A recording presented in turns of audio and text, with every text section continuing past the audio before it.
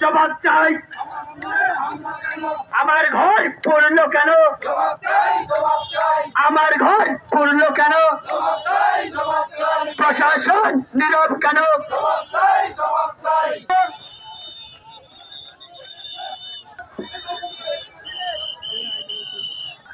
আচ্ছা, সকালে আমি উপস্থিত সকল সাধারণ ভাবি যারা আছেন সবাইকে কৃতজ্ঞতা প্রকাশ করতেছি। সেই সাথে 24-এর এই স্বাধীনতায় যারা শহীদ হয়েছে তাদেরকে শ্রদ্ধা জ্ঞাপন করতেছি। এবং আজকে যে বাংলাদেশে অসাম্প্রদায়িক একটা দেশ, সেটা আজকে কতটুকু পর্যন্ত মানুষের কাছে পৌঁছেছে সেটার কিছু বিষয় আমি আজকে আপনাদের বলতে চাই। আজকে সেনাবাহিনী আমাদেরকে যতটুকু সহযোগিতা করলো বা যেভাবে করে আমাদেরকে সামনে আমরা প্রতিরোধ করলাম, এই ব্যবস্থাটা যদি সেই তখন করতে পারতো তাহলে আজকে আমাদের আন্দোলন করার প্রয়োজন ছিল। আজকে অন্তর্বর্তীকালীন সরকার যদি সেনাবাহিনীর নির্বাহী ম্যাজিস্ট্রেট করতে পারছে, তাহলে 5ই আগস্টের যে ঘটনাগুলো ঘটছিল তখন কি তার এখানে পৌঁছায় নাই? আপনি আজকে যে ব্যবস্থা করেছেন সে ব্যবস্থা পূর্বই করতে পারতেন। আমি 71-এর যুদ্ধ দেখিনি, ইতিহাস পড়েছি। সে অনুসারে পাকিস্তানিরা আমাদের হিন্দুদের উপর অন্যান্য ধর্মের উপর অত্যাচার করেছে, তাতে কিন্তু তারা মন্দিরের উপর কখনো হামলা করে নাই। আপনারা কোন দেশে বসবাস করতেছেন আর আমরা কোন দেশে আছি যে আজকে পাকিস্তান থেকে যে কাজটা করি বাংলাদেশে সেই কাজটা হচ্ছে? আমি আরো একটু বিষয় দাবি করতে চাই, যেটি গত শনিবারে আমাদের সমন্বয়ের একটি বক্তব্য দিয়েছে, যেখানে তিনি বেশ কিছু কথা বলেছেন এবং গতকালকে তিনি পুনরায় ফেসবুকে পোস্ট করেছেন এবং দুঃখ প্রকাশ করেছেন। আমি বলতে চাই, আপনি কি চাচ্ছেন যে সুতরাং গুণগান করবেন? আমি বলতে চাই, আপনার পরিবার থেকে কিসের রাজনীতি করত? আপনি সেটার উপর ধরতেন। আপনি এক দফা আন্দোলন করলেন, ওটা সংস্কারের আন্দোলন করলেন, আপনি বিভিন্ন বিশ্ববিদ্যালয়ে ছাত্র রাজনীতি বন্ধ করলেন, তবে আজকে আপনি কিসের জনসভা করে বেড়াচ্ছেন? আপনি যদি অসাম্প্রদায়িক দেশ গঠন করতে চান, তবে আপনার কোন জনসভায় আপনি সংখ্যালঘু নিয়ে কেন প্রতিবাদ করলেন না? আপনি চাচ্ছেন সাম্প্রদায়িক দেশ তৈরি হোক। আমি সকল সেনাবাহিনীদের বলতে চাই, সামনে আসন্ন দুর্গা পূজা, আমরা চাই আমাদের সাথে যারা ঘটনা ঘটাবে তারা মা দুর্গার পায়ে সব পা চালিয়ে দিতে যাচ্ছি।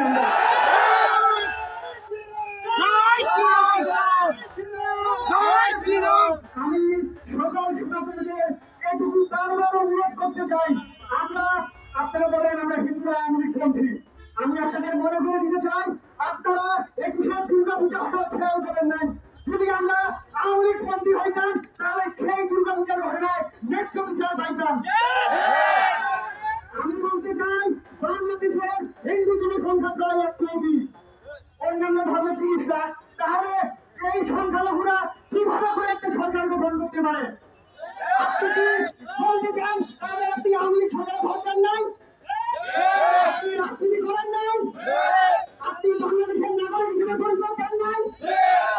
যদি আপনি আমাদের হিন্দুদের দ্বারা সরকার নির্বাচন করতে চান বা চেয়েছিলেন, তাহলে আপনি এতদিন রোহিঙ্গা হিসেবে দেশে বসবাস করছিলেন। দেশের রোহিঙ্গারা তাদের ন্যায্য অধিকার পায়, জাতিসংঘ থেকে খাদ্য ত্রাণ আসে, তারা সেটা পায়। আমরা জন্মসূত্রে বাংলাদেশের নাগরিক, আমরা ভারতপন্থী কেন হয়ে যাই? আজকে পাকিস্তান থেকে আপনারা গ্যাস আমদানি করলেন কেন? চিকিৎসা খাতের জন্য পাকিস্তান যান না? যখন আপনাদের প্রয়োজন হয় ভারত যেটার মামার বাড়ি ছুটো কেটে আজকে কেন হিন্দু থেকে সংখ্যালঘু হিসেবে ভারতের বাসিন্দা করা হচ্ছে? আমি আপনাদের বলতে চাই, যদি হিন্দুরা ভারতের মধ্যে হয়ে থাকে তবে বাংলাদেশ থেকে নিশ্চিন্ন হয়ে যাবেন আপনারা। আমি আপনাদের বলতে চাই, 1939-এর লাহোর প্রস্তাব, বঙ্গভঙ্গ, 71 গণঅভ্যুত্থানে যা কিছু হয়েছিল আমরা কিন্তু তখন সংখ্যালঘু ছিলাম না। অতএব আপনারা আমাদের বারবার ফুটিয়ে তুলবেন না যে আমরা সংখ্যালঘু। আমরাও কিছু করতে পারি, সেটার প্রমাণ কিন্তু আমরা আপনাদের দিতে পারি। আপনারা জানেন সনাতন ধর্ম হচ্ছে শান্তির ধর্ম, আজকে তার প্রমাণ দিলাম আমরা এখানে। করতে পারতাম আপনারা যেটা বলছেন সেটা মেনে নিয়েছি। আমরা চাই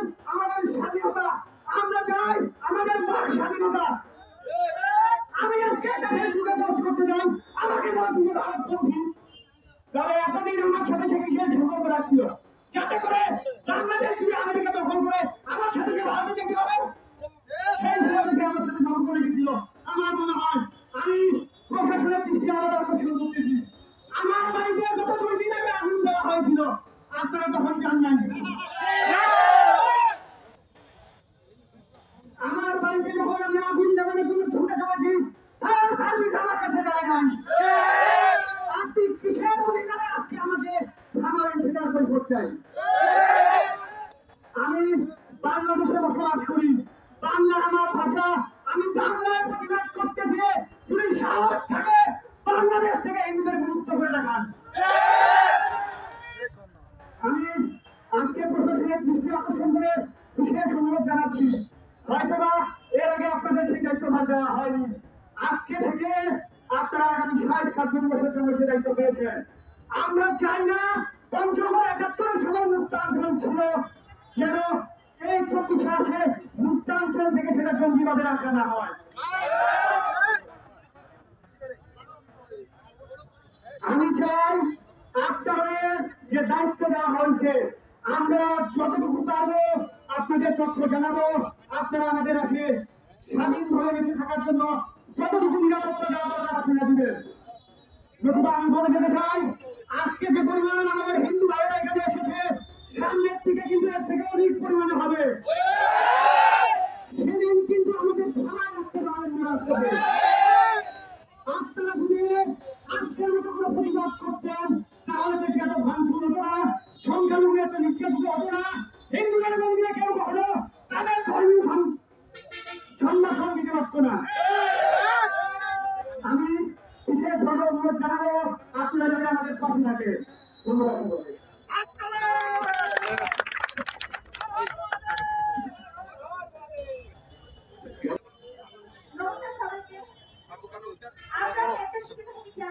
আমাদের মা দুর্গা বাড়িতে অনেক কম, সংখ্যায় অনেক কম। আমরা কি আসতে ভয় পাই?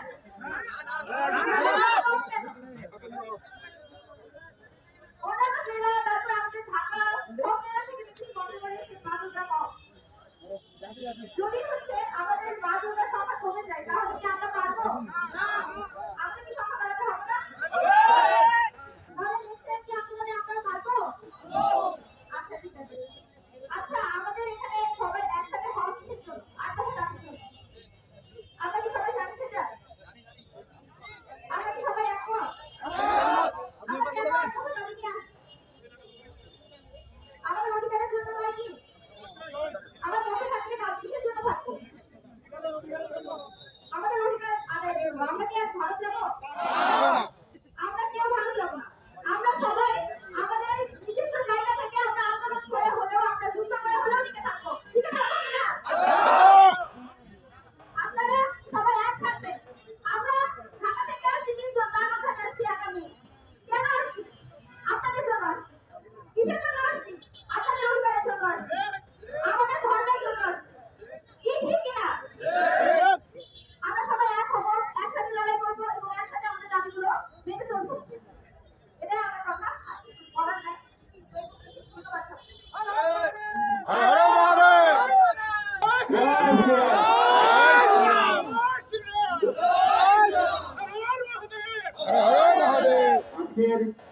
আপনারা সবাই জানেন 5ই আগস্ট সরকার গঠনের পর থেকে অদ্যাবধি সারা বাংলাদেশে যে সংখ্যালঘু নির্যাতন হয়েছে সেই নির্যাতনের প্রতিবাদে আজকে আমরা এখানে সমবেত হয়েছি।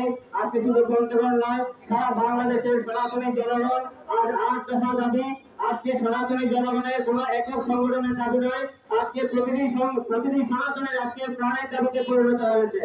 আমরা 1971-এর স্বাধীনতা সংগ্রাম দেখিনি, কিন্তু 2024 দেখেছি। সেজন্য বলছি, যদি আপনারা মনে করেন বাংলাদেশ 2024-এ স্বাধীন হয়েছে তাহলে প্রতিটি সনাতনী জনগণকে তাদেরকে নিরাপত্তা নিশ্চিত করা আপনাদের দায়িত্ব। মাননীয় প্রধান উপদেষ্টাকে বলতে চাই, আপনি দায়িত্ব পরিকল্পনার মাধ্যমে শান্তিতে নোবেল পুরস্কার পেয়েছেন। আপনি বিশ্বের রোল মডেল। আপনি আমাদের গর্ব এবং আপনি আমাদের আশার আলো। বিগত স্বাধীনতার পর থেকে 1972 সাল থেকে বাংলাদেশে ক্রমাগত সংখ্যালঘু নির্যাতনের মাধ্যমে বাংলাদেশকে হিন্দু শূন্য করার যে নীল নকশা বাস্তবায়নের পথে এগিয়ে যাচ্ছে তা বন্ধ করার জন্য অনতিবিলম্বে আপনি বলিষ্ঠ শক্তির পদক্ষেপ গ্রহণ করুন এবং সনাতনীদের প্রাণের দাবি 8 দফা দাবি আপনি বাস্তবায়ন করুন। আপনি পাকিস্তানের মতো উগ্র মৌলবাদী এবং সন্ত্রাসবাদী দেশের মধ্যে যদি সংখ্যালঘু মন্ত্রণালয় থাকতে পারে, সংখ্যালঘুদের জন্য তাদের পার্লামেন্টে যদি সংরক্ষিত আসন থাকতে পারে, তাহলে অসংখ্য দেশ বাংলাদেশে কেন সংখ্যালঘুরা নিরাপত্তা পাবে না? তারা কেন সংসদীয় আসন পাবে না? তারা কেন নিরাপত্তা পাবে না? সেই দাবি আমি আপনাদের কাছে করে গেলাম।